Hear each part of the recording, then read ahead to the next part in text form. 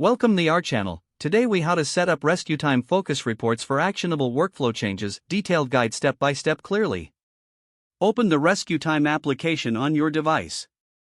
Log into your account, or create one if you haven't yet. Once logged in, navigate to the dashboard. Locate the focus section in the menu. Click on Focus Reports. Review the default settings displayed on the screen. Adjust the date range for the reports to meet your needs. Select the specific focus areas that you want to track.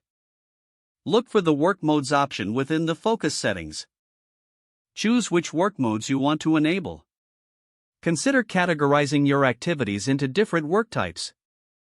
Click on the Save or Update button to apply these changes. Go back to your dashboard to view your updated focus reports. Take note of the insights displayed in the reports. Identify patterns in your workflow based on the data. Recognize peak productivity times in your reports. Evaluate the tasks that contribute to focus or distractions. Set actionable goals based on your findings. Write down specific areas you want to improve. Create a plan to address these areas in your daily routine. Schedule regular check-ins with your focus reports. Adjust your workflow as necessary based on ongoing insights. Continue refining your focus settings as you gather more data.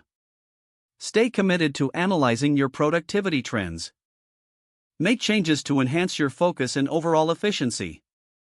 If the page does not load, refresh the browser or try again in a private or incognito window.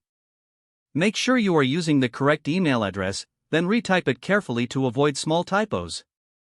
If your password is not accepted, use the reset option and create a new strong password you can remember.